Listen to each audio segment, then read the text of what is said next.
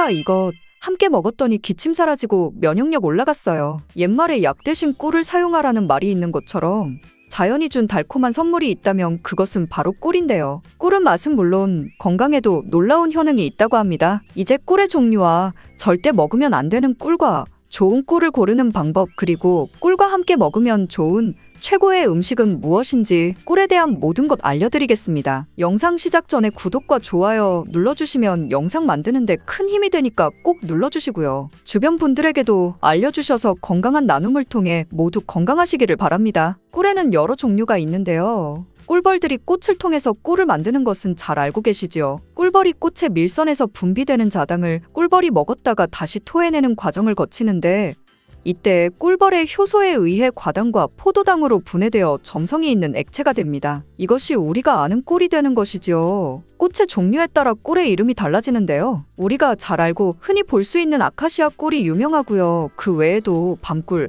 쌀이꿀, 유채꿀 등이 있습니다. 꽃의 종류에 따라 꿀의 맛과 향이 조금씩 다른 특징이 있습니다. 여러 가지 꽃을 통해 만들어진 꿀은 자파꿀이라고 합니다. 이런 꽃을 통해 만들어진 천연꿀 말고 벌에게 설탕을 먹여 만든 꿀이 있는데요. 이것을 사양꿀이라고 합니다. 이 사양꿀은 일반적으로 천연꿀에 비해 가격이 저렴하고 대량으로 생산이 가능하다는 장점이 있습니다. 하지만 사양꿀은 천연꿀에 비해 영양가가 낮고 인공적인 향과 맛이 첨가되어 있을 수 있습니다. 따라서 꿀을 선택할 때 사양꿀인지 천연꿀인지 확인을 하고 구매를 하셔야 하는데요. 꿀에 사양꿀인지 천연꿀인지 표기가 되어 있지 않은 경우도 있는데, 이때는 탄소동 위원소 비율을 확인하시면 구분할 수 있습니다. 천연꿀의 탄소동 위원소 비율은 마이너스 22%에서 마이너스 33% 정도 되고, 탄소동 위원소 비율이 낮을수록 좋은 꿀이라고 합니다. 사양꿀이나 꿀음료는 거의 설탕물이나 다름없으니 반드시 천연꿀을 구매하여 드시기 바랍니다. 꿀을 보관하는 방법을 알려드리자면, 꿀은 절대로 썩지 않는다는 말이 있습니다. 그 이유는 꿀에는 항균작용이 있는 프로폴리스가 있기 때문인데요. 주의하실 것은 직사광선이 없는 서늘한 곳에 보관하시고, 꿀을 덜으실 때 오염되지 않은 스푼 같은 것을 이용하시면 됩니다. 가끔 냉장고에 보관하시는 분들이 있는데요. 냉장고에 보관하시게 되면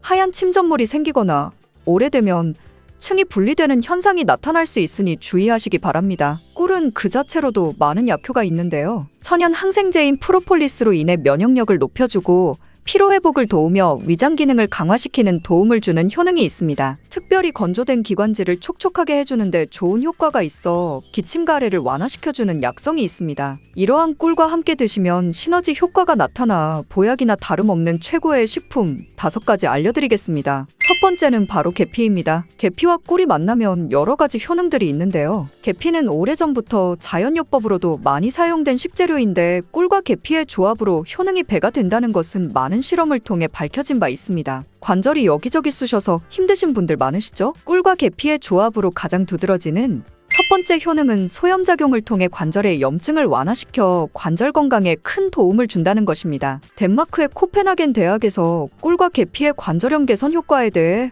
연구를 했는데요. 연구진들은 200명의 관절염 환자를 대상으로 아침과 저녁 식사 전에 따뜻한 물에 꿀 1스푼과 계피가루 반 스푼을 섞어 마시게 했습니다. 그 결과 일주일 만에 환자의 73%의 통증이 개선되었고, 한 달 내에 이전에 걷기도 힘들었던 환자의 대부분이 통증 없이 걸을 수 있게 되었습니다. 이 연구는 꿀과 계피를 함께 복용하면 관절염 환자의 증상을 개선하는 데 도움이 될 수 있다는 것을 보여주고 있습니다. 꿀과 계피를 함께 먹을 때의 효능 두 번째는 바로 콜레스테롤을 조절하여 혈관 건강 개선에 도움을 준다는 것입니다. 덴마크 농무부 연구 결과에 따르면 계피를 40일 동안 4분의 1티스푼을 섭취하자 중성지방이 30%, 콜레스테롤은 20%가 감소했다고 합니다. 꿀은 지질대사라고 해서 나쁜 콜레스테롤은 줄이고 좋은 콜레스테롤은 늘리는 작용을 하며, 계피도 풍부한 폴리페놀 성분이 꿀과 비슷한 효능을 나타냅니다. 이 효능들이 더해지니 혈관의 지방을 제거하고 동맥과 혈관을 튼튼하게 해주고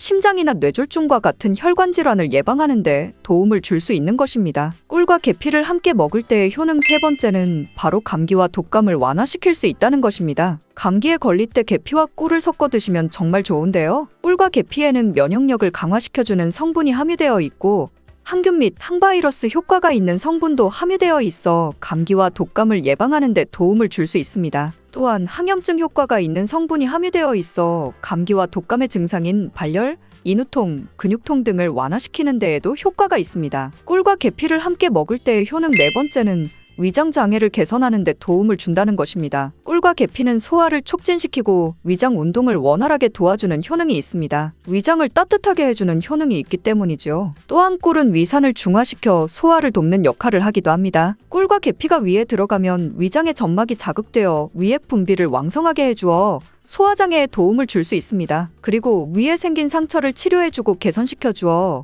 위궤양을 막고 경련성 통증을 억제하고 위장의 연동운동을 촉진하여 가스 배출 및 영양 흡수를 도와주는 효과도 있습니다. 꿀과 계피를 함께 먹을 때의 효능 다섯 번째는 노화 방지와 피부 개선에 도움을 준다는 것입니다. 미국 일리노이드 대학 연구팀은 꿀의 항산화 성분이 남성의 신체에 미치는 영향을 조사하기 위해 성을 대상으로 꿀물 섭취 그룹과 위약 그룹으로 나누어 연구를 진행했는데요. 연구 결과 꿀물을 섭취한 그룹은 꿀물을 섭취하지 않은 그룹에 비해 항산화 성분이 증가하고 신체 기능이 개선되는 효과가 나타났습니다. 이는 꿀에 함유된 항산화 성분이 체내의 활성산소를 제거하여 노화를 방지하고 면역력을 강화시키는 효과가 있기 때문입니다. 또한 피부를 건강하게 해주는 효과도 볼 수 있었는데요. 꿀과 계피를 함께 먹으면 피부의 보습과 탄력을 유지할 수 있습니다. 그리고 꿀은 피부에 수분을 공급하고 계피는 피부의 염증을 완화시켜주는 효과가 있습니다. 꿀과 함께 드실 때 최고의 식품 두 번째는 바로 마늘입니다. 꿀에 마늘을 재워서 드시는 분들 많이 계시잖아요? 네, 아주 잘하고 계신 거예요. 꿀과 마늘을 함께 드시면 우리 몸에 너무 좋은데요? 꿀과 마늘 모두 면역력을 강화시키는 성분이 풍부하게 함유되어 있습니다. 특히 마늘의 알리신 성분은 항균 및 항바이러스 효과가 뛰어나 감기나 독감 등의 질병을 예방하는 데 도움이 됩니다. 또한 마늘의 알리신 성분은 혈압을 조절하고 혈액을 맑게 해주며 혈관을 건강하게 유지시켜주는 효능이 있고요. 꿀은 혈액순환을 촉진하고 혈압을 낮추는 데 도움을 줄 수 있습니다. 꿀과 마늘 모두 항산화 작용이 뛰어난 성분들이 함유되어 있어 체내의 활성산소를 제거하여 노화를 방지하는 효과가 있습니다. 꿀과 함께 드실 때 최고의 식품 세 번째는 바로 무입니다. 무를 채를 썰어 꿀에 재워 드시면 되는데요. 이는 기침과 가래의 효과가 아주 좋은 천연약재라고 보시면 됩니다. 감기에 걸려 기침이 잘 낫지 않고 속이 더부룩하고 소화가 잘 안 될 때 꿀에 무를 재운 것을 드시면 너무 좋은데요. 무의 매운맛을 내는 시니그린 성분이 위장의 점막을 자극하여 점액 분비를 활성화시킬 뿐만 아니라 기관지 점막에 붙어있는 가래를 묽게 만들어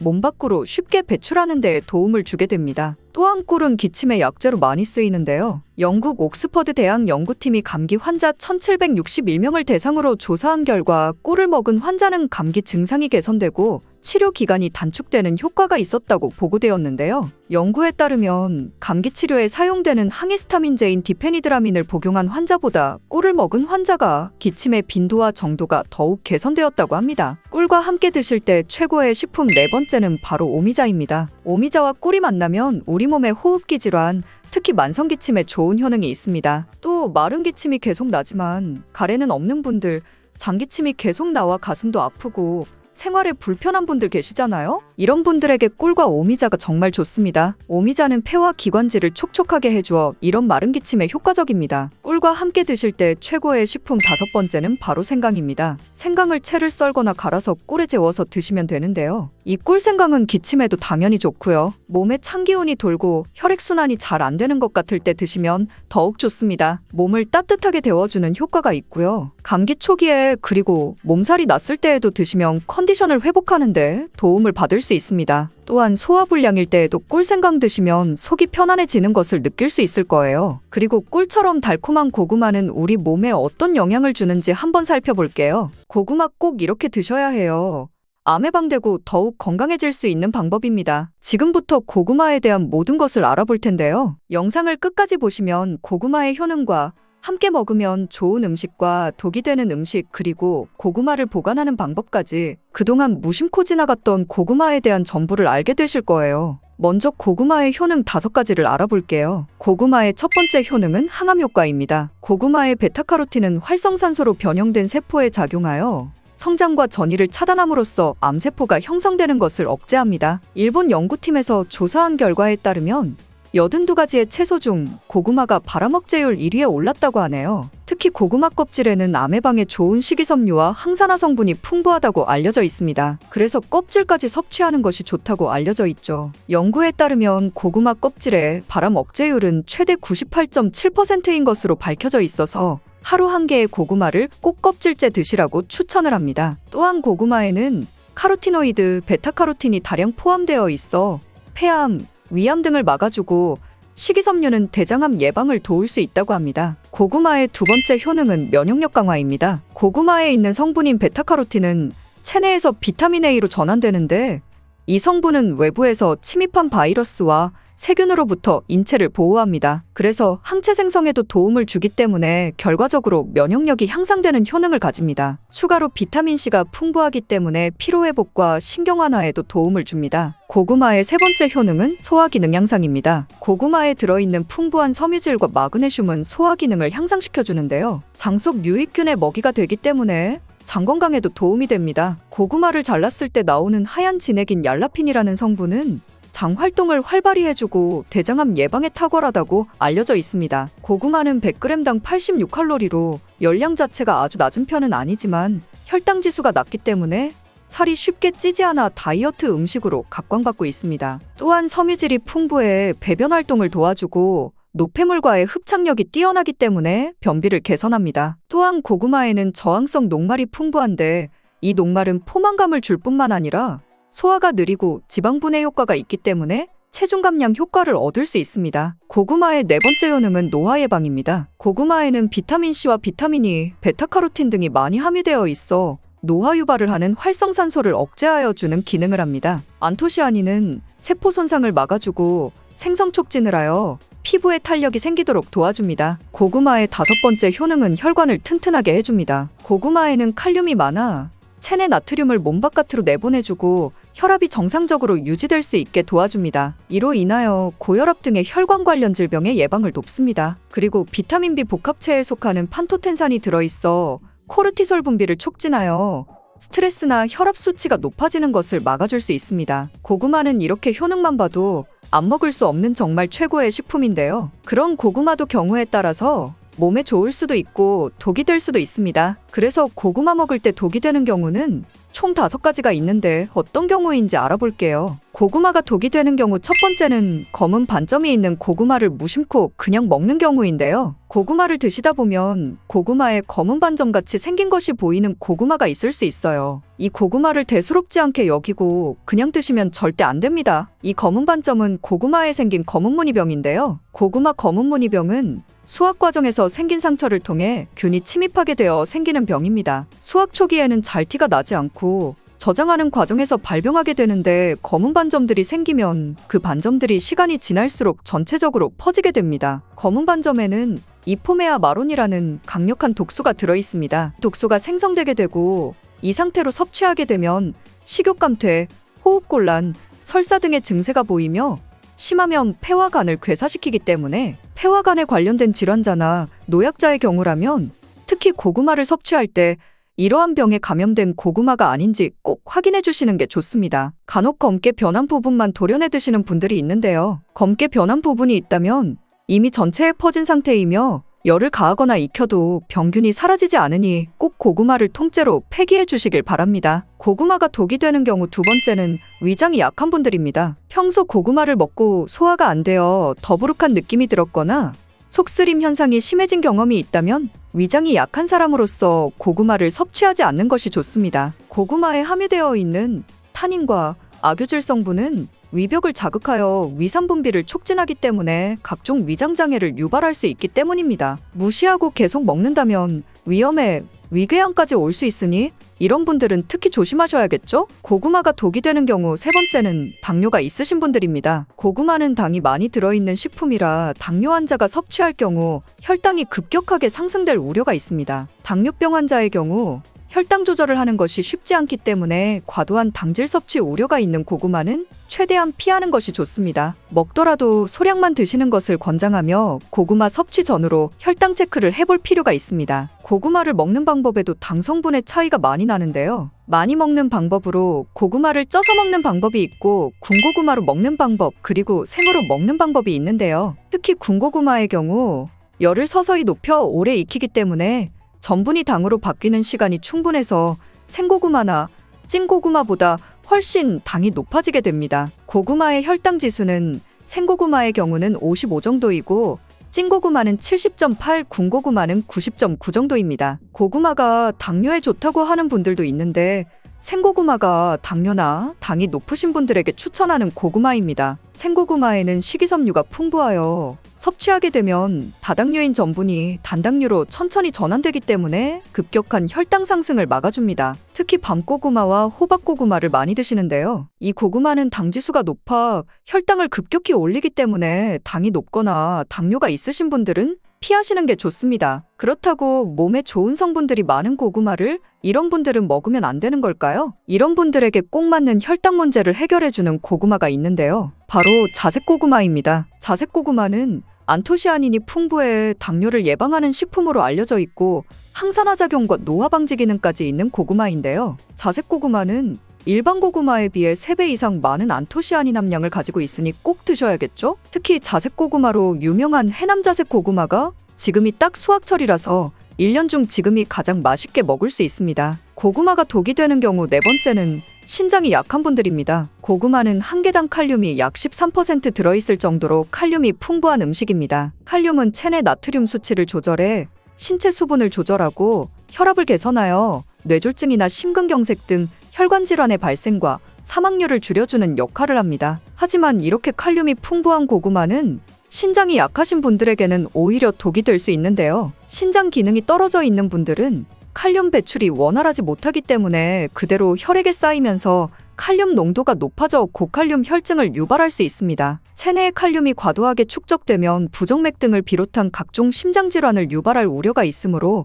신장이 약한 분들은 꼭 삼가시길 바랍니다. 이렇게 칼륨은 콩팥에 부담을 주므로 신장 관련 질환이 있는 사람들은 먹을 때 조심해야 하고 옥살산 성분이 포함되어 있어 과하게 먹을 시 요로결석을 일으킬 수 있습니다. 고구마가 독이 되는 경우 5번째는 담배를 피는 사람입니다. 담배와 고구마가 무슨 상관이 있나 생각하실 텐데요. 고구마의 풍부한 베타카로틴 성분은 노화와 질병을 유발하는 활성산소를 제거하고 염증 질환 및 암 예방에 효과가 있으며 피부세포의 성장과 재생을 촉진하는 강력한 항산화 물질입니다. 하지만 오랫동안 흡연을 한 분들에게는 이 베타카로틴 성분이 오히려 독으로 작용하여 폐암을 유발한다는 연구 결과가 있는데요. 미국 국립보건원의 연구에 따르면 하루의 베타카로틴 섭취량이 20에서 30mg 정도 되는 흡연자는 베타카로틴을 복용하지 않는 흡연자에 비해 폐암 발생 위험이 24% 증가한 것으로 나타났습니다. 고구마에는 품종에 따라 차이가 있으나 대체로 속이 노란 품종의 고구마일수록 베타카로틴의 함량이 높은데요. 베타카로틴은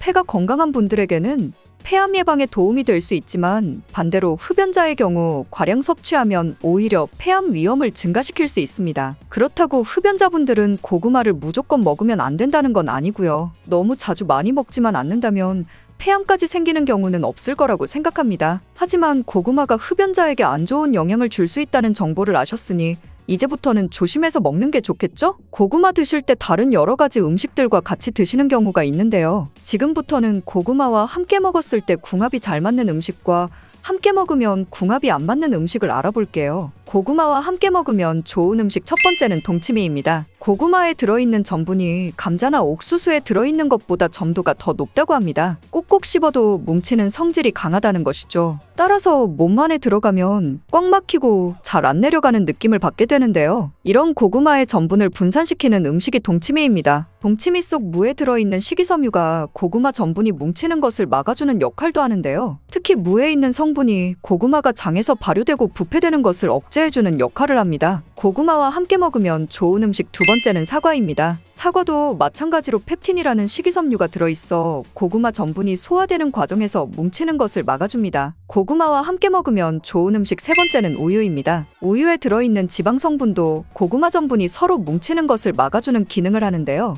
우유에는 단백질과 칼슘도 들어있기 때문에 같이 먹으면 영양까지도 도움을 받을 수 있습니다. 고구마와 함께 먹으면 좋은 음식이 있는 것처럼 함께 먹었을 때 궁합이 정말 안 좋은 음식도 있는데요. 고구마와 함께 먹으면 안 좋은 음식 첫 번째, 소고기는 피해주는 게 좋습니다. 한방에서는 고구마와 소고기를 상극인 식품으로 간주한다고 하는데요. 영양분이 소화되고 흡수되는 것을 서로 방해할 수 있기 때문입니다. 간혹 소고기를 고구마와 함께 굽거나 소갈비찜을 만들 때 고구마를 넣기도 하는데 두 식품을 함께 먹으면 소화가 안 될 수 있으니 피하는 게 좋습니다. 고구마와 함께 먹으면 안 좋은 음식 두 번째는 땅콩입니다. 땅콩은 고지방과 고단백 식품 중 하나로 지방과 단백질이 풍부합니다. 여기에 고구마는 주로 탄수화물이 풍부한 음식으로 탄수화물이 주를 이루는데 두 음식을 함께 섭취하면 고단백과 고지방이 함께 소화되는 과정에서 소화가 잘 안 될 수 있습니다. 또한 두 음식을 함께 먹게 되면 과다한 칼로리를 섭취할 수 있어 체중 관리에 영향을 줄 수 있습니다. 그렇다면 요즘 자주 드시는 고구마는 어떤 종류가 있을까요? 첫 번째는 잘 아시는 호박고구마입니다. 호박고구마는 표면이 부드럽고 주황빛을 띠며 고구마 중에서도 단맛이 강한 편인데요.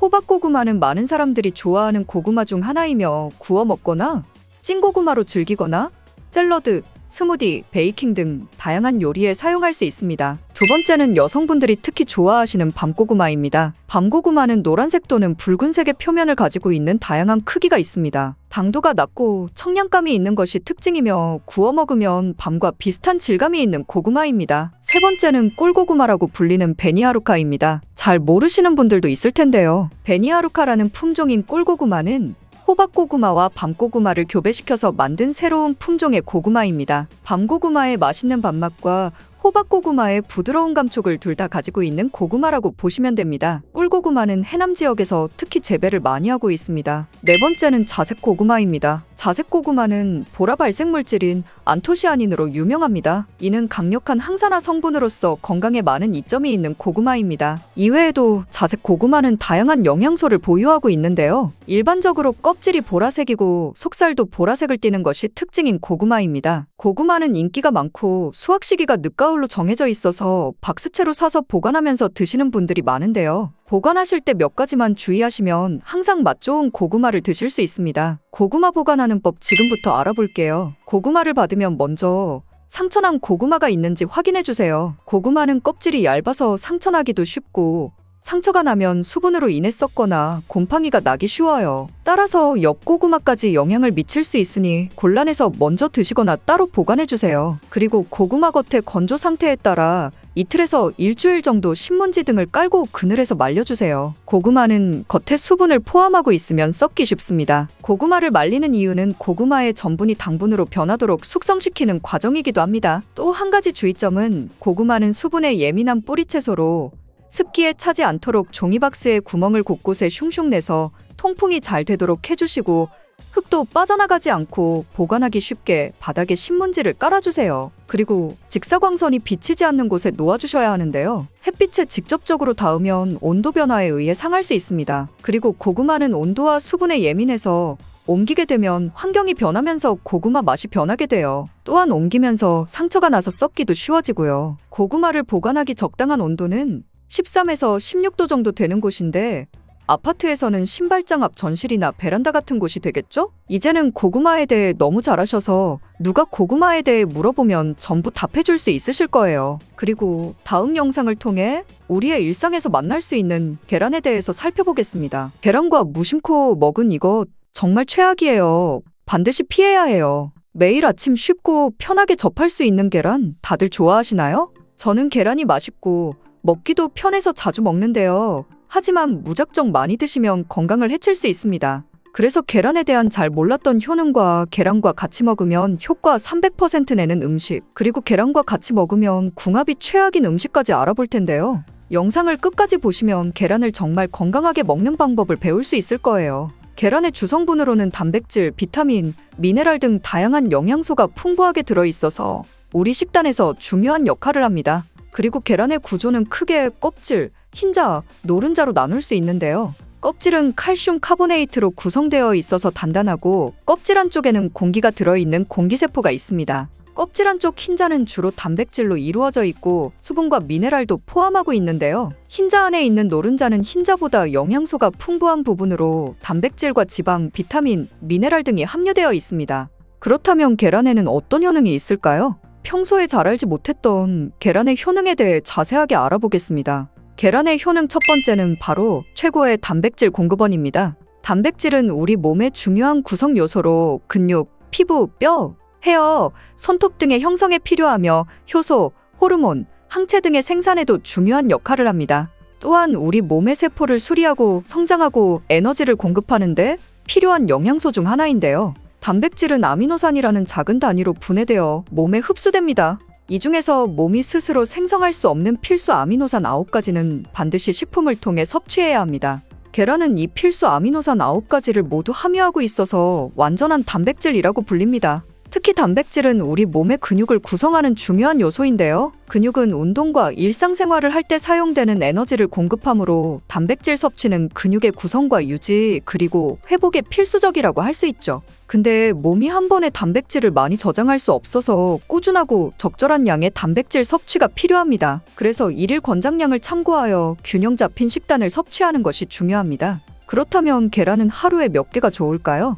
계란의 일일 권장량은 개인의 신체 상태, 연령, 성별, 활동량 등에 따라 다르지만 일반적으로 성인의 경우 하루에 하나에서 2개를 권장하는 것이 일반적입니다. 단, 이는 균형 잡힌 식단 내에서의 권장량이며 계란 외에도 다양한 영양소를 섭취할 수 있는 다른 식품들도 함께 섭취해야 합니다. 또한 계란 노른자에는 콜레스테롤이 많이 함유되어 있는데요. 콜레스테롤 수치에 문제가 있는 사람이나 특정 질환을 가진 사람은 의사의 지시에 따라 섭취량을 조절해야 합니다. 계란의 효능 두 번째는 눈 건강에 좋다는 건데요. 계란의 노른자 부분에는 루테인과 제아잔틴이라는 2가지 중요한 항산화 성분이 풍부하게 들어있습니다. 이것은 특히 노란색과 주황색의 채소에도 많이 들어있으며 우리 눈의 황반 부분에 존재하는 성분이죠. 루테인과 제아잔틴은 우리 눈을 자외선으로부터 보호하고 노화로 인한 황반 변성을 예방하는 데 도움이 됩니다. 여기서 황반 변성은 나이가 들면서 시력을 저하시키는 주요 원인 중 하나인데요. 이 2가지 성분은 청록색과 청색 빛을 흡수하여 눈의 망막을 보호하는 역할을 합니다. 또한 루테인과 제아잔틴은 강력한 항산화 성분으로 눈을 자유 라디칼로부터 보호합니다. 자유 라디칼은 환경적 요인,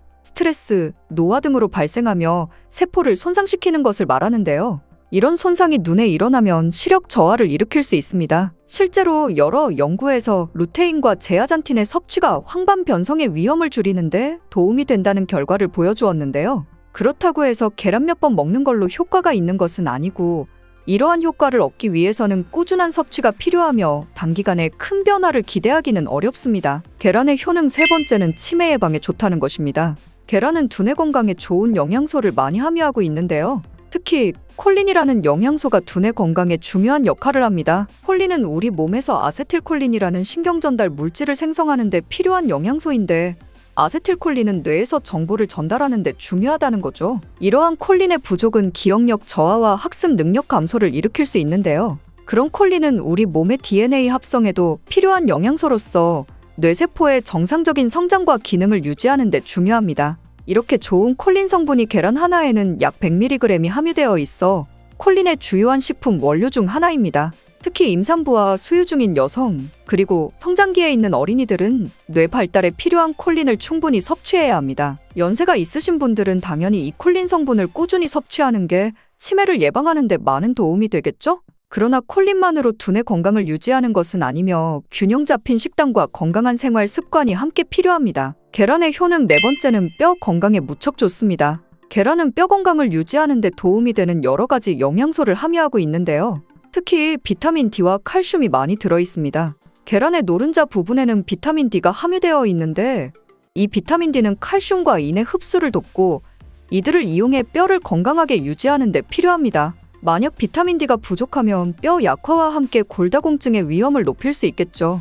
또한 계란 껍질에는 칼슘이 풍부하게 들어있는데요. 칼슘은 우리 뼈를 구성하는 데 필수적인 미네랄입니다. 또한 신경전달, 혈액응고, 근육수축 등의 몸의 다른 중요한 기능에도 중요한 역할을 하고 있죠. 그리고 계란에는 고품질의 단백질이 풍부하게 들어있는데요. 프로틴이라고 불리는 이 단백질은 뼈 조직을 구축하고 수리하는 데 필요하며 뼈의 강도를 유지하는 데도 도움을 줍니다. 계란의 효능 다섯 번째는 혈압 조절에 도움이 된다는 것입니다. 계란은 혈압 조절에 도움이 될 수 있는 성분들을 함유하고 있는데요. 특히 펩타이드가 그러한 역할을 합니다. 펩타이드가 뭐냐면 계란의 단백질이 소화 과정에서 분해되면 펩타이드라는 작은 단위로 변하는데요. 특히 계란의 펩타이드 중 일부는 혈압을 낮추는 효과가 있다는 연구 결과가 있습니다. 이 펩타이드들은 혈관을 확장시키는 효과를 가지며 이를 통해 혈압을 낮추는 역할을 하는 거죠. 또한 계란은 고단백 식품으로 단백질 섭취는 혈압 조절에 도움이 될 수 있습니다. 단백질은 혈압을 유지하는 데 필요한 신체의 여러 기능을 지원하는데, 여기서 오해하고 계시는 부분은 계란에는 콜레스테롤이 많이 들어있지만 대부분의 사람들에게서는 계란에 있는 콜레스테롤 섭취가 혈압에 큰 영향을 미치지 않습니다. 실제로 콜레스테롤 섭취와 고혈압 사이의 관계는 아직 명확히 밝혀지지 않았습니다.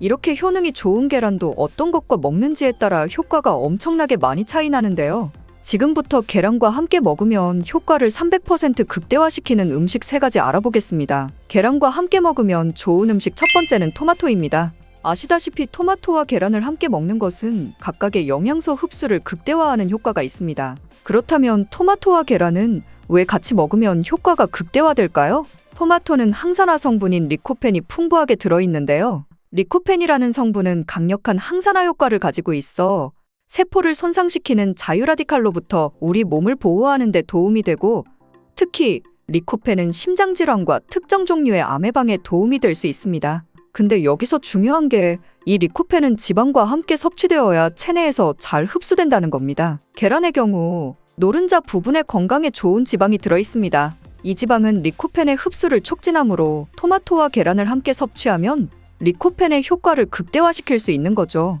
이것뿐만이 아니라 계란의 단백질과 토마토의 비타민C는 서로 상호작용하여 체내에서의 흡수를 높여주며 이로 인해 면역력 증진과 피부 건강에도 도움이 됩니다. 같이 안 먹을 이유가 없겠죠? 근데 요즘 토마토 중에서 스테비아 토마토라고 들어보셨나요? 이게 뭐냐면 토마토에 스테비아라는 식물의 천연원료를 첨가시켜서 맛이 정말 좋은 방울토마토인데요. 설탕보다 200배 이상 달지만 당은 흡수가 안 되어 당 걱정 없이 먹을 수 있는 스테비아를 첨가시킨 토마토랍니다. 일반인뿐 아니라 당지수가 높거나 당뇨가 있으신 분들도 걱정 없이 드실 수 있는 방울토마토입니다. 계란과 함께 먹으면 좋은 음식 두 번째는 시금치입니다. 시금치 좋아하시죠? 건강에 좋은 음식인 건 당연히 아실 거고요. 근데 계란과 같이 먹으면 계란의 비타민 B12와 시금치의 철분이 서로 상호작용하여 체내에서 더 잘 흡수되고요. 철분과 비타민 B12는 함께 작용하여 빈혈을 예방하고 적혈구생성을 돕는 역할을 합니다.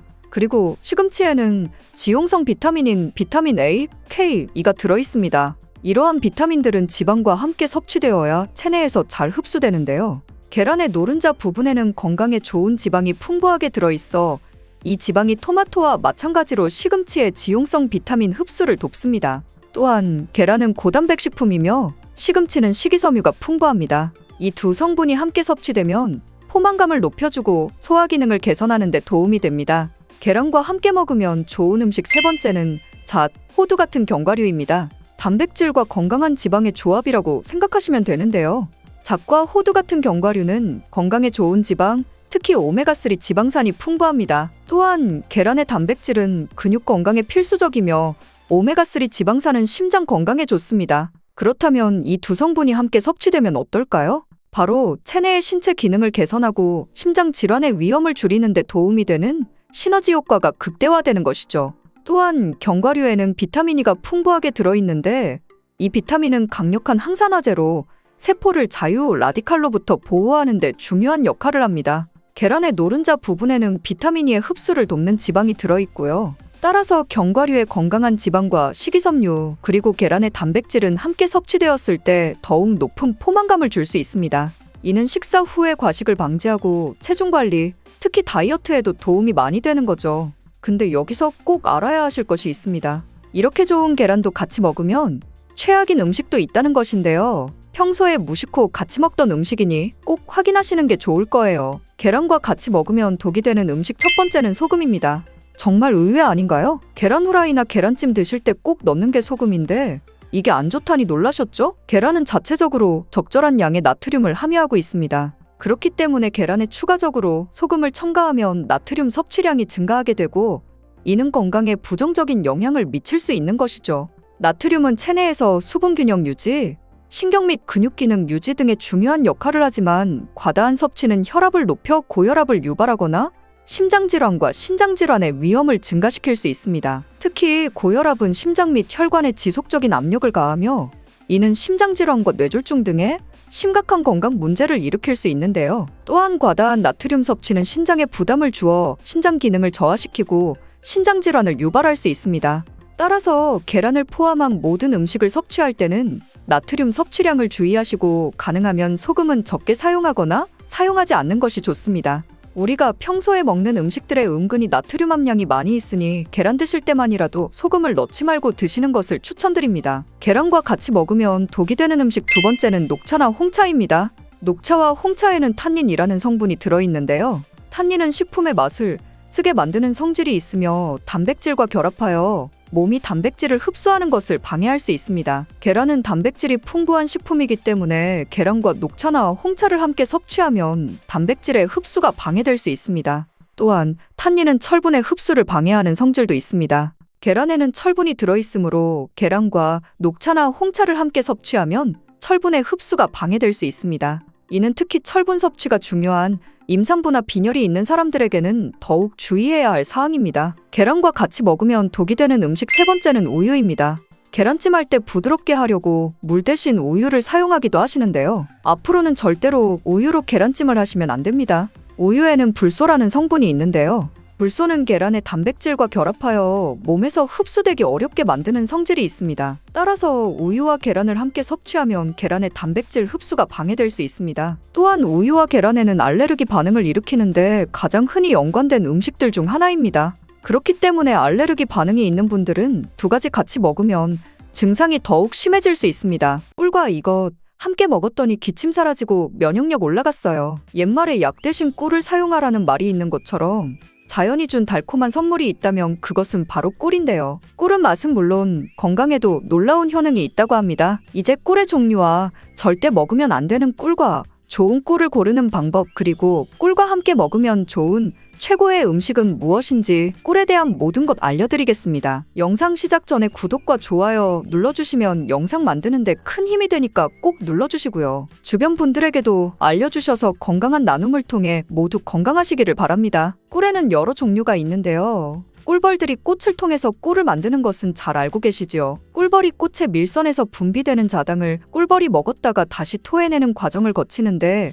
이때 꿀벌의 효소에 의해 과당과 포도당으로 분해되어 점성이 있는 액체가 됩니다. 이것이 우리가 아는 꿀이 되는 것이지요. 꽃의 종류에 따라 꿀의 이름이 달라지는데요. 우리가 잘 알고 흔히 볼 수 있는 아카시아 꿀이 유명하고요. 그 외에도 밤꿀, 쌀이꿀, 유채꿀 등이 있습니다. 꽃의 종류에 따라 꿀의 맛과 향이 조금씩 다른 특징이 있습니다. 여러 가지 꽃을 통해 만들어진 꿀은 자파꿀이라고 합니다. 이런 꽃을 통해 만들어진 천연꿀 말고 벌에게 설탕을 먹여 만든 꿀이 있는데요. 이것을 사양꿀이라고 합니다. 이 사양꿀은 일반적으로 천연꿀에 비해 가격이 저렴하고 대량으로 생산이 가능하다는 장점이 있습니다. 하지만 사양꿀은 천연꿀에 비해 영양가가 낮고 인공적인 향과 맛이 첨가되어 있을 수 있습니다. 따라서 꿀을 선택할 때 사양꿀인지 천연꿀인지 확인을 하고 구매를 하셔야 하는데요. 꿀에 사양꿀인지 천연꿀인지 표기가 되어 있지 않은 경우도 있는데 이때는 탄소동 위원소 비율을 확인하시면 구분할 수 있습니다. 천연꿀의 탄소동 위원소 비율은 마이너스 22%에서 마이너스 33% 정도 되고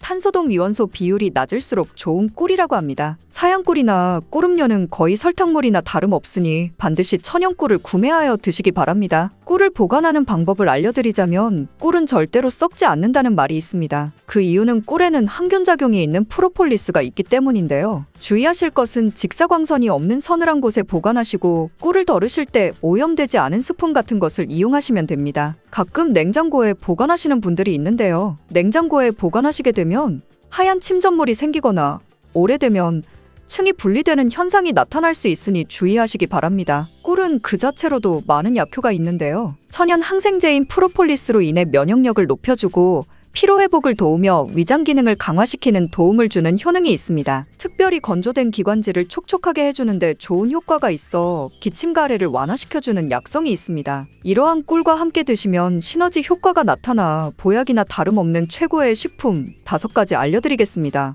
첫 번째는 바로 계피입니다. 계피와 꿀이 만나면 여러 가지 효능들이 있는데요. 계피는 오래전부터 자연요법으로도 많이 사용된 식재료인데 꿀과 계피의 조합으로 효능이 배가 된다는 것은 많은 실험을 통해 밝혀진 바 있습니다. 관절이 여기저기 쑤셔서 힘드신 분들 많으시죠? 꿀과 계피의 조합으로 가장 두드러지는 첫 번째 효능은 소염작용을 통해 관절의 염증을 완화시켜 관절 건강에 큰 도움을 준다는 것입니다. 덴마크의 코펜하겐 대학에서 꿀과 계피의 관절염 개선 효과에 대해 연구를 했는데요. 연구진들은 200명의 관절염 환자를 대상으로 아침과 저녁 식사 전에 따뜻한 물에 꿀 한 스푼과 계피가루 반 스푼을 섞어 마시게 했습니다. 그 결과 일주일 만에 환자의 73%의 통증이 개선되었고, 한 달 내에 이전에 걷기도 힘들었던 환자의 대부분이 통증 없이 걸을 수 있게 되었습니다. 이 연구는 꿀과 계피를 함께 복용하면 관절염 환자의 증상을 개선하는 데 도움이 될 수 있다는 것을 보여주고 있습니다. 꿀과 계피를 함께 먹을 때의 효능 두 번째는 바로 콜레스테롤을 조절하여 혈관 건강 개선에 도움을 준다는 것입니다. 덴마크 농무부 연구 결과에 따르면 계피를 40일 동안 4분의 1티스푼을 섭취하자 중성지방이 30%, 콜레스테롤은 20%가 감소했다고 합니다. 꿀은 지질대사라고 해서 나쁜 콜레스테롤은 줄이고 좋은 콜레스테롤은 늘리는 작용을 하며 계피도 풍부한 폴리페놀 성분이 꿀과 비슷한 효능을 나타냅니다. 이 효능들이 더해지니 혈관의 지방을 제거하고 동맥과 혈관을 튼튼하게 해주고 심장이나 뇌졸중과 같은 혈관 질환을 예방하는 데 도움을 줄 수 있는 것입니다. 꿀과 계피를 함께 먹을 때의 효능 세 번째는 바로 감기와 독감을 완화시킬 수 있다는 것입니다. 감기에 걸릴 때 계피와 꿀을 섞어 드시면 정말 좋은데요. 꿀과 계피에는 면역력을 강화시켜주는 성분이 함유되어 있고 항균 및 항바이러스 효과가 있는 성분도 함유되어 있어 감기와 독감을 예방하는 데 도움을 줄 수 있습니다. 또한 항염증 효과가 있는 성분이 함유되어 있어 감기와 독감의 증상인 발열, 인후통, 근육통 등을 완화시키는 데에도 효과가 있습니다. 꿀과 계피를 함께 먹을 때의 효능 네 번째는 위장 장애를 개선하는 데 도움을 준다는 것입니다. 꿀과 계피는 소화를 촉진시키고 위장 운동을 원활하게 도와주는 효능이 있습니다. 위장을 따뜻하게 해주는 효능이 있기 때문이죠. 또한 꿀은 위산을 중화시켜 소화를 돕는 역할을 하기도 합니다. 꿀과 계피가 위에 들어가면 위장의 점막이 자극되어 위액 분비를 왕성하게 해주어 소화장애에 도움을 줄 수 있습니다. 그리고 위에 생긴 상처를 치료해주고 개선시켜주어 위궤양을 막고 경련성 통증을 억제하고 위장의 연동운동을 촉진하여 가스 배출 및 영양 흡수를 도와주는 효과도 있습니다. 꿀과 계피를 함께 먹을 때의 효능 다섯 번째는 노화 방지와 피부 개선에 도움을 준다는 것입니다. 미국 일리노이드 대학 연구팀은 꿀의 항산화 성분이 남성의 신체에 미치는 영향을 조사하기 위해 성을 대상으로 꿀물 섭취 그룹과 위약 그룹으로 나누어 연구를 진행했는데요. 연구 결과 꿀물을 섭취한 그룹은 꿀물을 섭취하지 않은 그룹에 비해 항산화 성분이 증가하고 신체 기능이 개선되는 효과가 나타났습니다. 이는 꿀에 함유된 항산화 성분이 체내의 활성산소를 제거하여 노화를 방지하고 면역력을 강화시키는 효과가 있기 때문입니다. 또한 피부를 건강하게 해주는 효과도 볼 수 있었는데요. 꿀과 계피를 함께 먹으면 피부의 보습과 탄력을 유지할 수 있습니다. 그리고 꿀은 피부에 수분을 공급하고 계피는 피부의 염증을 완화시켜주는 효과가 있습니다. 꿀과 함께 드실 때 최고의 식품 두 번째는 바로 마늘입니다. 꿀에 마늘을 재워서 드시는 분들 많이 계시잖아요? 네, 아주 잘하고 계신 거예요. 꿀과 마늘을 함께 드시면 우리 몸에 너무 좋은데요? 꿀과 마늘 모두 면역력을 강화시키는 성분이 풍부하게 함유되어 있습니다. 특히 마늘의 알리신 성분은 항균 및 항바이러스 효과가 뛰어나 감기나 독감 등의 질병을 예방하는 데 도움이 됩니다. 또한 마늘의 알리신 성분은 혈압을 조절하고 혈액을 맑게 해주며 혈관을 건강하게 유지시켜주는 효능이 있고요. 꿀은 혈액순환을 촉진하고 혈압을 낮추는 데 도움을 줄 수 있습니다. 꿀과 마늘 모두 항산화 작용이 뛰어난 성분들이 함유되어 있어 체내의 활성산소를 제거하여 노화를 방지하는 효과가 있습니다. 꿀과 함께 드실 때 최고의 식품 세 번째는 바로 무입니다. 무를 채를 썰어 꿀에 재워 드시면 되는데요. 이는 기침과 가래의 효과가 아주 좋은 천연약재라고 보시면 됩니다. 감기에 걸려 기침이 잘 낫지 않고 속이 더부룩하고 소화가 잘 안 될 때 꿀에 무를 재운 것을 드시면 너무 좋은데요. 무의 매운맛을 내는 시니그린 성분이 위장의 점막을 자극하여 점액 분비를 활성화시킬 뿐만 아니라 기관지 점막에 붙어있는 가래를 묽게 만들어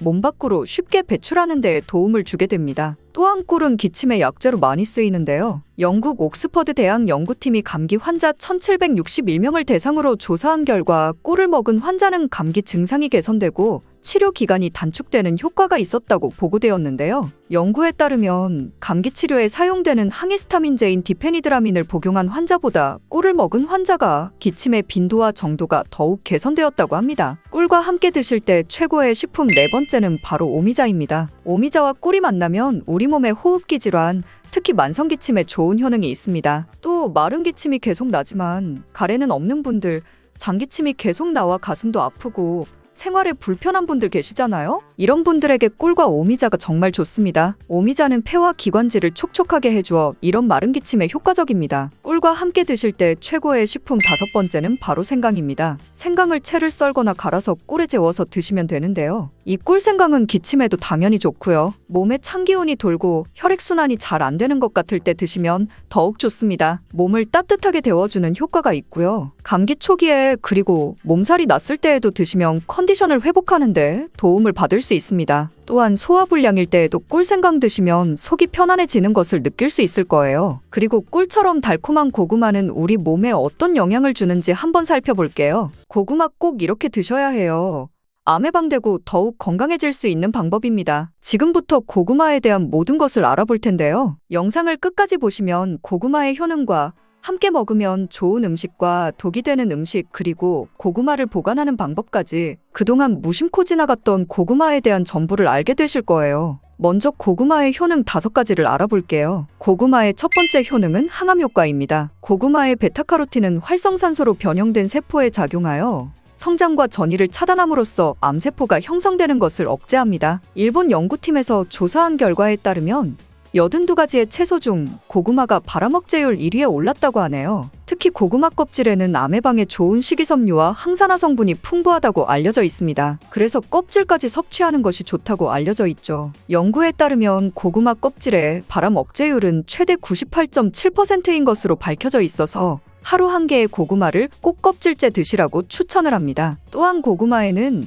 카로티노이드, 베타카로틴이 다량 포함되어 있어 폐암, 위암 등을 막아주고 식이섬유는 대장암 예방을 도울 수 있다고 합니다. 고구마의 두 번째 효능은 면역력 강화입니다. 고구마에 있는 성분인 베타카로틴은 체내에서 비타민 A로 전환되는데 이 성분은 외부에서 침입한 바이러스와 세균으로부터 인체를 보호합니다. 그래서 항체 생성에도 도움을 주기 때문에 결과적으로 면역력이 향상되는 효능을 가집니다. 추가로 비타민C가 풍부하기 때문에 피로회복과 신경완화에도 도움을 줍니다. 고구마의 세 번째 효능은 소화기능 향상입니다. 고구마에 들어있는 풍부한 섬유질과 마그네슘은 소화기능을 향상시켜주는데요. 장 속 유익균의 먹이가 되기 때문에 장 건강에도 도움이 됩니다. 고구마를 잘랐을 때 나오는 하얀 진액인 얄라핀이라는 성분은 장 활동을 활발히 해주고 대장암 예방에 탁월하다고 알려져 있습니다. 고구마는 100g당 86칼로리로 열량 자체가 아주 낮은 편은 아니지만 혈당 지수가 낮기 때문에 살이 쉽게 찌지 않아 다이어트 음식으로 각광받고 있습니다. 또한 섬유질이 풍부해 배변 활동을 도와주고 노폐물과의 흡착력이 뛰어나기 때문에 변비를 개선합니다. 또한 고구마에는 저항성 녹말이 풍부한데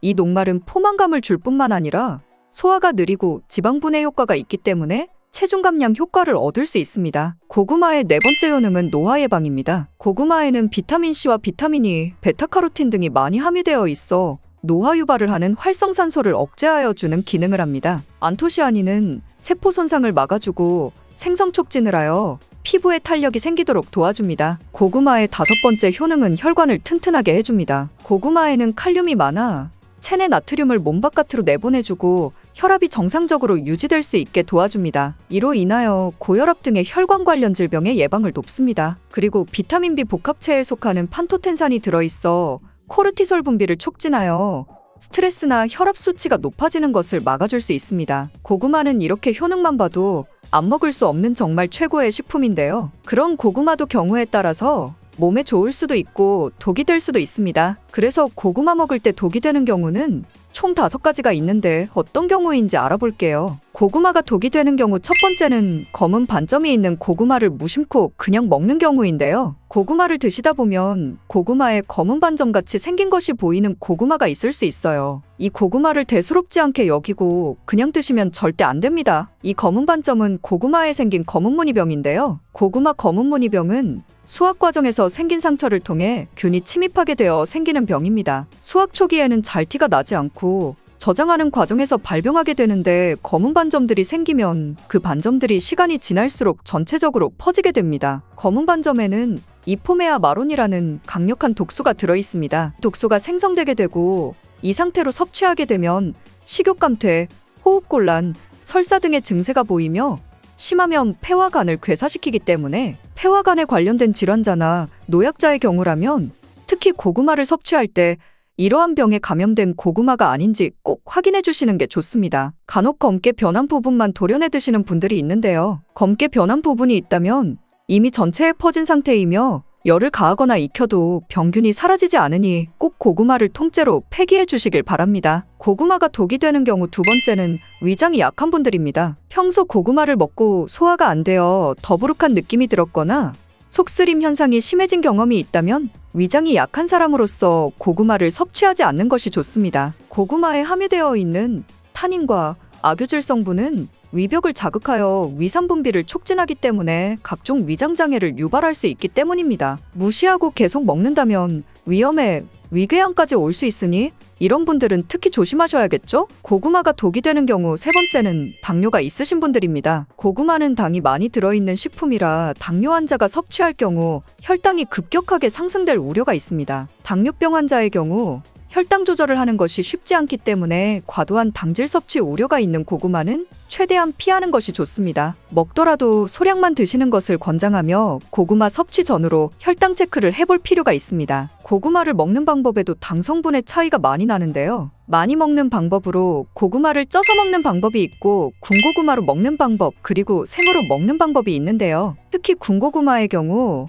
열을 서서히 높여 오래 익히기 때문에 전분이 당으로 바뀌는 시간이 충분해서 생고구마나 찐고구마보다 훨씬 당이 높아지게 됩니다. 고구마의 혈당 지수는 생고구마의 경우는 55 정도이고 찐고구마는 70.8, 군고구마는 90.9 정도입니다. 고구마가 당뇨에 좋다고 하는 분들도 있는데 생고구마가 당뇨나 당이 높으신 분들에게 추천하는 고구마입니다. 생고구마에는 식이섬유가 풍부하여 섭취하게 되면 다당류인 전분이 단당류로 천천히 전환되기 때문에 급격한 혈당 상승을 막아줍니다. 특히 밤고구마와 호박고구마를 많이 드시는데요. 이 고구마는 당지수가 높아 혈당을 급격히 올리기 때문에 당이 높거나 당뇨가 있으신 분들은 피하시는 게 좋습니다. 그렇다고 몸에 좋은 성분들이 많은 고구마를 이런 분들은 먹으면 안 되는 걸까요? 이런 분들에게 꼭 맞는 혈당 문제를 해결해주는 고구마가 있는데요. 바로 자색고구마입니다. 자색고구마는 안토시아닌이 풍부해 당뇨를 예방하는 식품으로 알려져 있고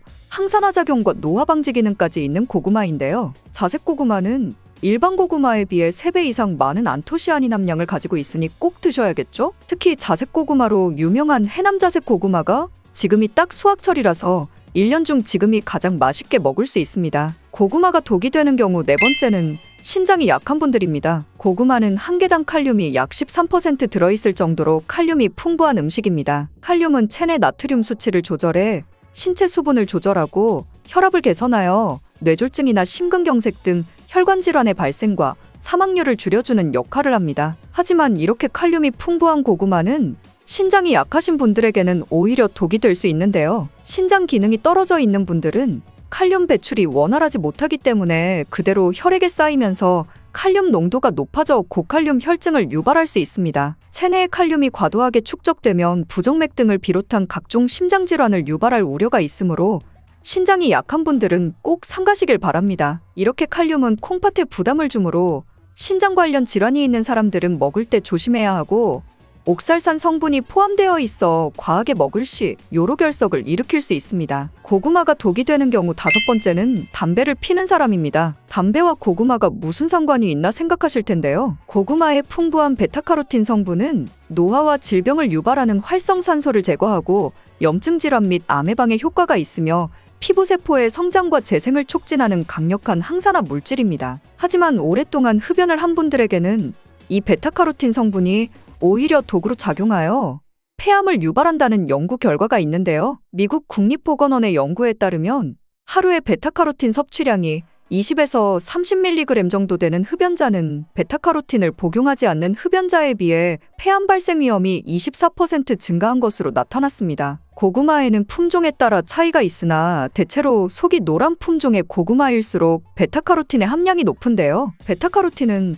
폐가 건강한 분들에게는 폐암 예방에 도움이 될 수 있지만 반대로 흡연자의 경우 과량 섭취하면 오히려 폐암 위험을 증가시킬 수 있습니다. 그렇다고 흡연자분들은 고구마를 무조건 먹으면 안 된다는 건 아니고요. 너무 자주 많이 먹지만 않는다면 폐암까지 생기는 경우는 없을 거라고 생각합니다. 하지만 고구마가 흡연자에게 안 좋은 영향을 줄 수 있다는 정보를 아셨으니 이제부터는 조심해서 먹는 게 좋겠죠? 고구마 드실 때 다른 여러 가지 음식들과 같이 드시는 경우가 있는데요. 지금부터는 고구마와 함께 먹었을 때 궁합이 잘 맞는 음식과 함께 먹으면 궁합이 안 맞는 음식을 알아볼게요. 고구마와 함께 먹으면 좋은 음식 첫 번째는 동치미입니다. 고구마에 들어있는 전분이 감자나 옥수수에 들어있는 것보다 점도가 더 높다고 합니다. 꼭꼭 씹어도 뭉치는 성질이 강하다는 것이죠. 따라서 몸 안에 들어가면 꽉 막히고 잘 안 내려가는 느낌을 받게 되는데요. 이런 고구마의 전분을 분산시키는 음식이 동치미입니다. 동치미 속 무에 들어있는 식이섬유가 고구마 전분이 뭉치는 것을 막아주는 역할도 하는데요. 특히 무에 있는 성분이 고구마가 장에서 발효되고 부패되는 것을 억제해주는 역할을 합니다. 고구마와 함께 먹으면 좋은 음식 두 번째는 사과입니다. 사과도 마찬가지로 펩틴이라는 식이섬유가 들어있어 고구마 전분이 소화되는 과정에서 뭉치는 것을 막아줍니다. 고구마와 함께 먹으면 좋은 음식 세 번째는 우유입니다. 우유에 들어있는 지방 성분도 고구마 전분이 서로 뭉치는 것을 막아주는 기능을 하는데요.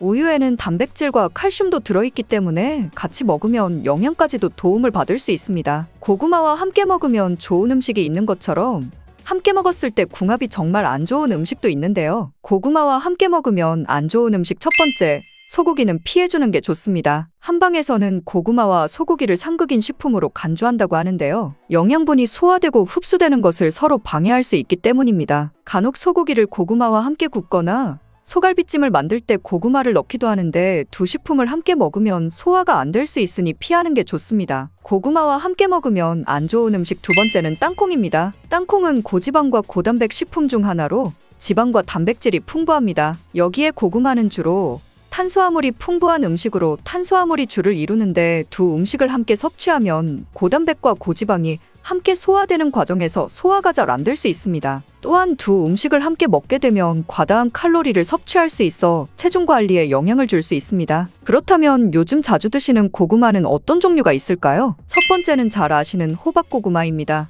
호박고구마는 표면이 부드럽고 주황빛을 띠며 고구마 중에서도 단맛이 강한 편인데요. 호박고구마는 많은 사람들이 좋아하는 고구마 중 하나이며 구워 먹거나 찐고구마로 즐기거나 샐러드, 스무디, 베이킹 등 다양한 요리에 사용할 수 있습니다. 두 번째는 여성분들이 특히 좋아하시는 밤고구마입니다. 밤고구마는 노란색 또는 붉은색의 표면을 가지고 있는 다양한 크기가 있습니다. 당도가 낮고 청량감이 있는 것이 특징이며 구워 먹으면 밤과 비슷한 질감이 있는 고구마입니다. 세 번째는 꿀고구마라고 불리는 베니하루카입니다. 잘 모르시는 분들도 있을 텐데요. 베니하루카라는 품종인 꿀고구마는 호박고구마와 밤고구마를 교배시켜서 만든 새로운 품종의 고구마입니다. 밤고구마의 맛있는 밥맛과 호박고구마의 부드러운 감촉을 둘 다 가지고 있는 고구마라고 보시면 됩니다. 꿀고구마는 해남 지역에서 특히 재배를 많이 하고 있습니다. 네 번째는 자색고구마입니다. 자색고구마는 보라 발색물질인 안토시아닌으로 유명합니다. 이는 강력한 항산화 성분으로서 건강에 많은 이점이 있는 고구마입니다. 이외에도 자색고구마는 다양한 영양소를 보유하고 있는데요. 일반적으로 껍질이 보라색이고 속살도 보라색을 띠는 것이 특징인 고구마입니다. 고구마는 인기가 많고 수확 시기가 늦가을로 정해져 있어서 박스채로 사서 보관하면서 드시는 분들이 많은데요. 보관하실 때 몇 가지만 주의하시면 항상 맛 좋은 고구마를 드실 수 있습니다. 고구마 보관하는 법 지금부터 알아볼게요. 고구마를 받으면 먼저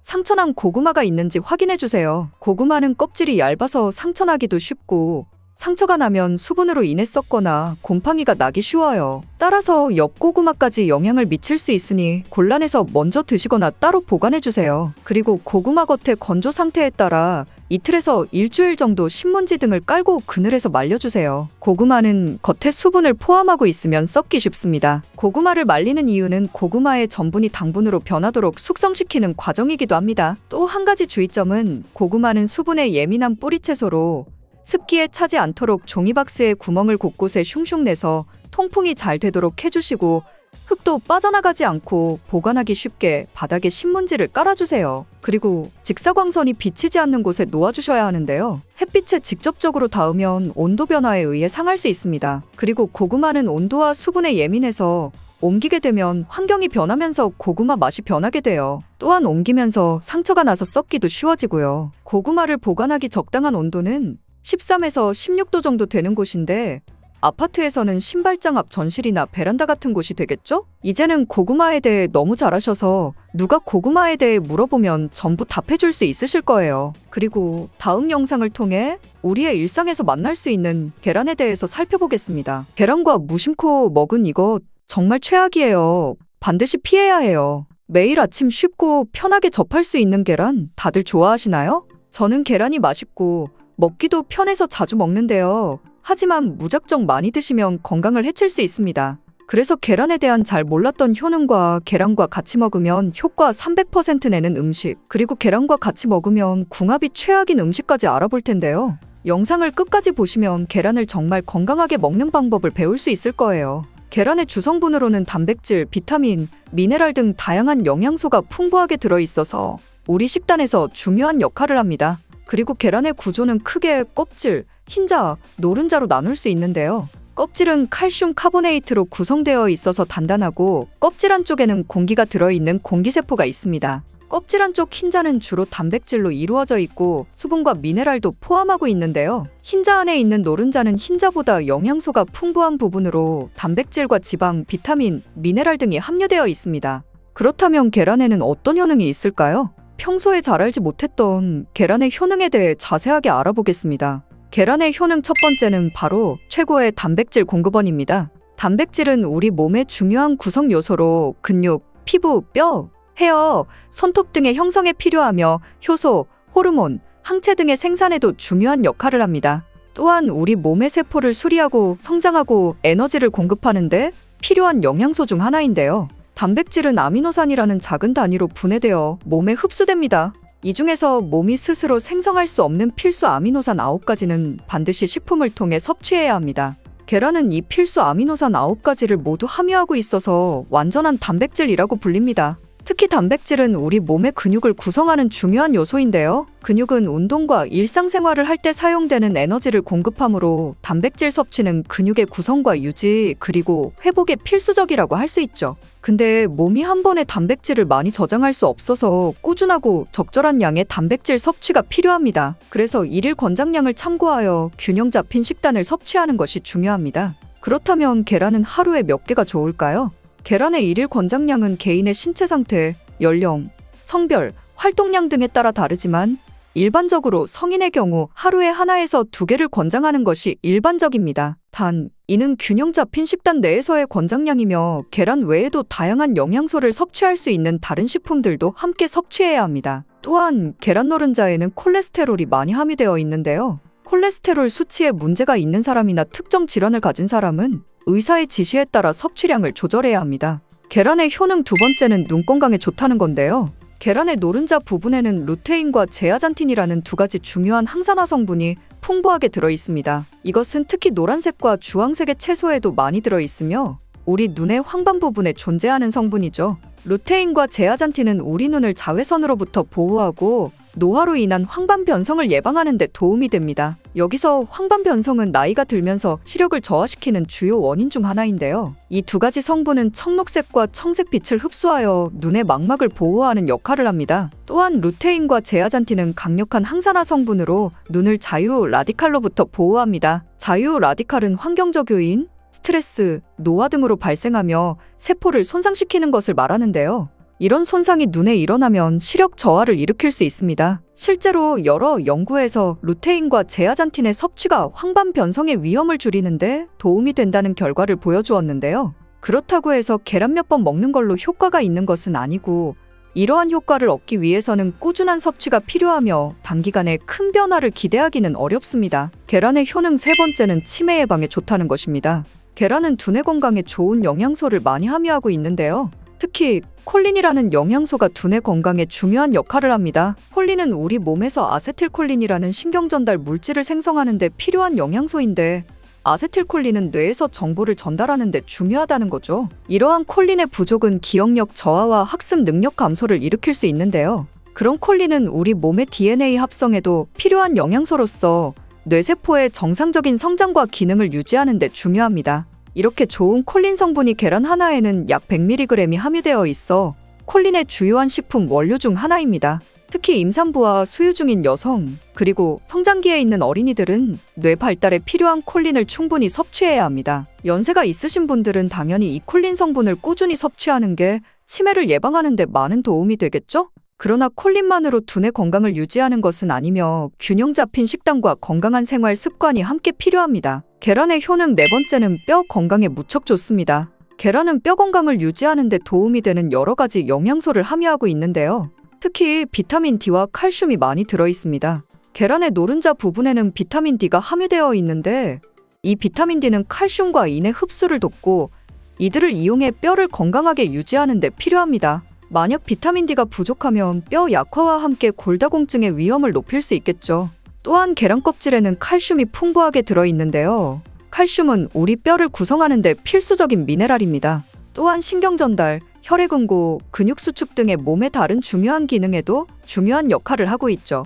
그리고 계란에는 고품질의 단백질이 풍부하게 들어있는데요. 프로틴이라고 불리는 이 단백질은 뼈 조직을 구축하고 수리하는 데 필요하며 뼈의 강도를 유지하는 데도 도움을 줍니다. 계란의 효능 다섯 번째는 혈압 조절에 도움이 된다는 것입니다. 계란은 혈압 조절에 도움이 될 수 있는 성분들을 함유하고 있는데요. 특히 펩타이드가 그러한 역할을 합니다. 펩타이드가 뭐냐면 계란의 단백질이 소화 과정에서 분해되면 펩타이드라는 작은 단위로 변하는데요. 특히 계란의 펩타이드 중 일부는 혈압을 낮추는 효과가 있다는 연구 결과가 있습니다. 이 펩타이드들은 혈관을 확장시키는 효과를 가지며 이를 통해 혈압을 낮추는 역할을 하는 거죠. 또한 계란은 고단백 식품으로 단백질 섭취는 혈압 조절에 도움이 될 수 있습니다. 단백질은 혈압을 유지하는 데 필요한 신체의 여러 기능을 지원하는데 여기서 오해하고 계시는 부분은 계란에는 콜레스테롤이 많이 들어있지만 대부분의 사람들에게서는 계란에 있는 콜레스테롤 섭취가 혈압에 큰 영향을 미치지 않습니다. 실제로 콜레스테롤 섭취와 고혈압 사이의 관계는 아직 명확히 밝혀지지 않았습니다. 이렇게 효능이 좋은 계란도 어떤 것과 먹는지에 따라 효과가 엄청나게 많이 차이 나는데요. 지금부터 계란과 함께 먹으면 효과를 300% 극대화시키는 음식 3가지 알아보겠습니다. 계란과 함께 먹으면 좋은 음식 첫 번째는 토마토입니다. 아시다시피 토마토와 계란을 함께 먹는 것은 각각의 영양소 흡수를 극대화하는 효과가 있습니다. 그렇다면 토마토와 계란은 왜 같이 먹으면 효과가 극대화될까요?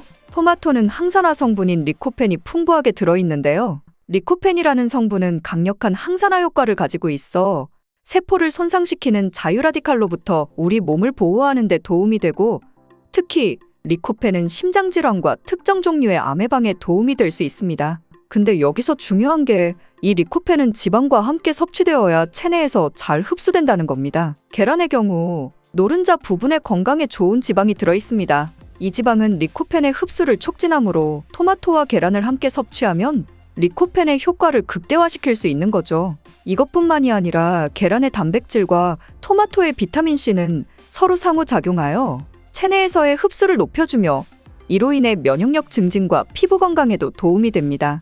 같이 안 먹을 이유가 없겠죠? 근데 요즘 토마토 중에서 스테비아 토마토라고 들어보셨나요? 이게 뭐냐면 토마토에 스테비아라는 식물의 천연원료를 첨가시켜서 맛이 정말 좋은 방울토마토인데요. 설탕보다 200배 이상 달지만 당은 흡수가 안 되어 당 걱정 없이 먹을 수 있는 스테비아를 첨가시킨 토마토랍니다. 일반인뿐 아니라 당지수가 높거나 당뇨가 있으신 분들도 걱정 없이 드실 수 있는 방울토마토입니다. 계란과 함께 먹으면 좋은 음식 두 번째는 시금치입니다. 시금치 좋아하시죠? 건강에 좋은 음식인 건 당연히 아실 거고요. 근데 계란과 같이 먹으면 계란의 비타민 B12와 시금치의 철분이 서로 상호작용하여 체내에서 더 잘 흡수되고요.